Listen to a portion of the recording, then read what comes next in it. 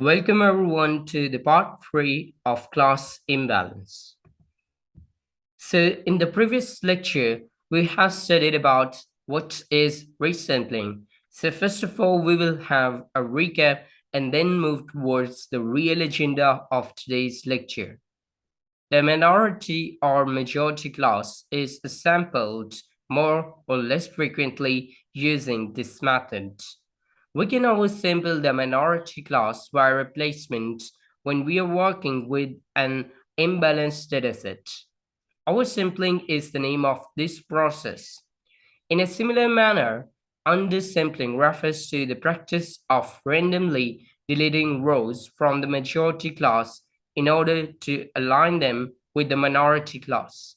A balanced dataset for both the majority and minority class can be obtained after sampling the data.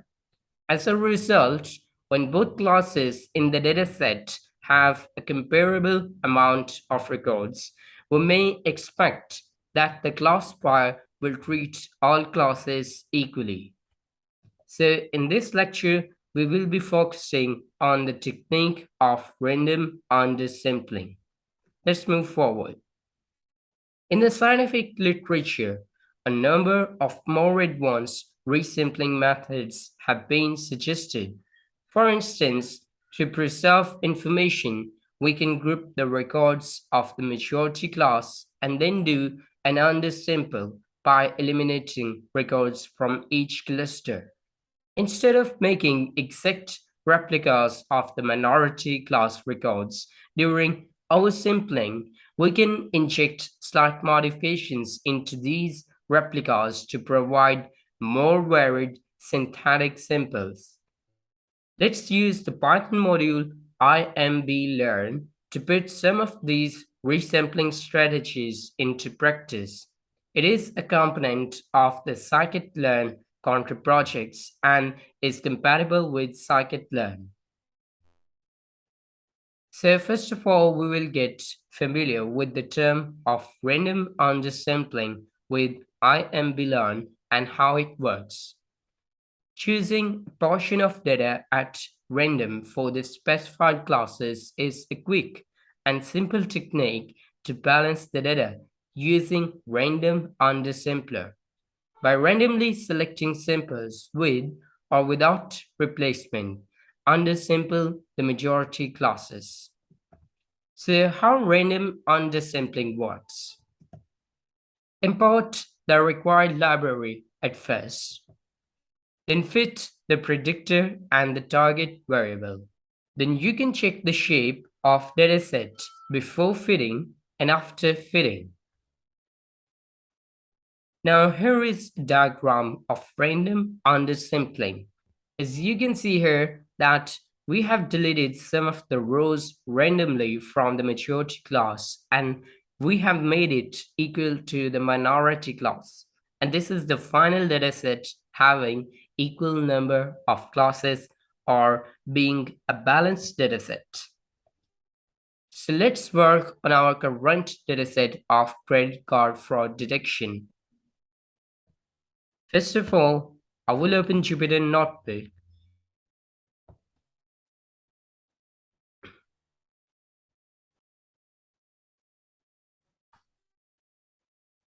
Now, I will open the folder of Introduction to Data Science, then class Imbalance.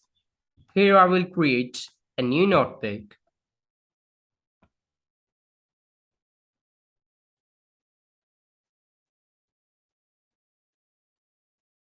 First of all, I will rename the notebook by saying class Imbalance Part 3. Now at first, I will import the required libraries, but first I will use the markdown. Now I will say import numpy as np, import pandas as pd. Now to import random or simpler, I will say from imblearn dot under sampling, import, random under sampler. And in the last, I will say from collections import counter because I have to count and see the shape of the desert. Next, I will use another markdown for reading the CSV file, and I will say read CSV. Now it's time to read the dataset. So I will say transactions equals to pd dot read CSV, and then the name of dataset is transactions dot CSV. And as the file is comma separated, so I will use comma and then read it.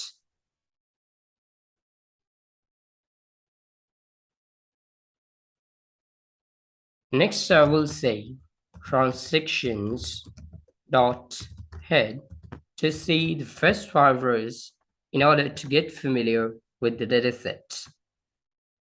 As you can see, this is the target variable of is fraud. Now, I will see a brief summary of the dataset by saying transactions dot info. All right. So we have some objects, some integers, and some float columns. Now, in order to use the random undersampler, first of all, I will have to see the shape of classes. So I will say class 0 equals to, I will say that in the dataset of transactions, there is a column known as is fraud. So if the value in that column is equals to 0, then store it in the variable of class 0. And similarly, I will say class 1 equals to transactions and is fraud. And if the value in this column is equal to 1, then store it in the variable of class 1. Now, I will say print the number of rows in class 0 are class 0 dot shape. And similarly, I will say the number of rows in class 1 are, I would say class 1 dot shape. Let's run it. All right. So you can see here that the class 0 has 63,43,476 rows, which is a majority class. And the minority class is class 1, having 7,717 fraud transactions. Now let's move forward. I will use a markdown and I will say random under sampling. So I'm about to use this resampling technique, but first of all, I will separate the feature and the target variables. So the feature variable is every variable except the target variable. So I will say is fraud and axis equals to 1 because it's one column, right? Now, similarly, as you know that our target variable is fraud, so I will keep only this column in Y.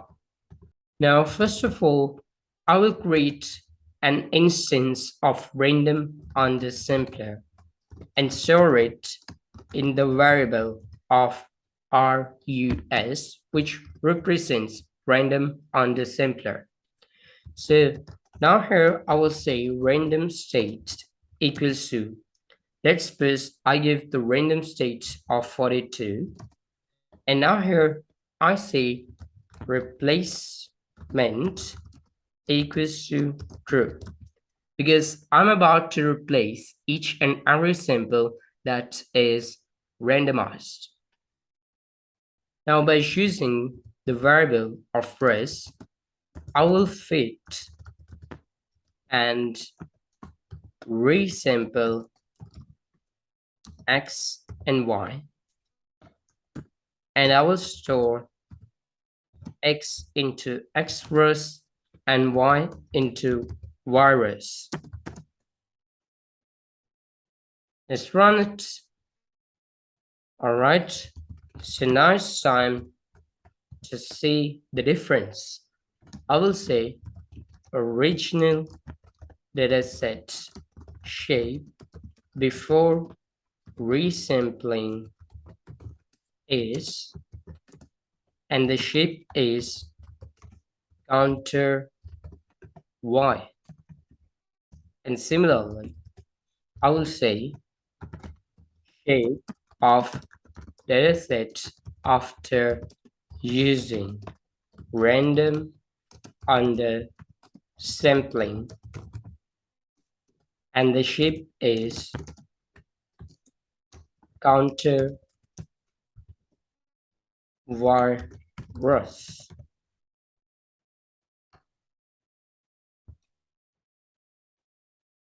Now here you can see that the original dataset shape before resampling is the 0 class has this value and the 1 class has this. And you can see that the shape of datasets after using random undersampling is equal for both of the classes. Class 0 and class 1 both have 7,717 rows. So this dataset is now balanced. Now let's go back to slides. So we're about to see the advantages and disadvantages of using random undersampling. So the advantage is that by lowering the number of training data samples when the training data set is large, it can help with runtime and storage issues. The disadvantages are it has the ability to exclude information that can be valuable for creating rule classifiers. A bias sample may be selected using random undersampling. Additionally, it won't be a true reflection of the populace. As a result, the test data should yield enormous results. Now let's conclude what we have learned today. When classes are distributed differently in the training dataset, it creates an imbalanced classification challenge. The degree of the class distribution's imbalance can vary, but a significant imbalance is harder to predict and may call for advanced methodologies. Unbalanced class distributions are common in real-world classification issues like fraud detection, spam detection, and churn prediction. This video should have provided you with some insights into a few techniques for dealing with unbalanced datasets. Now let's see the homework for today. This is the link of dataset, diabetes dataset. The tasks include, first of all, you have to do some exploratory data analysis. Then find out the counts for each class in target variable. Then make sure the dataset is balanced by using random undersampling. So this is the end of today's video. See you next time.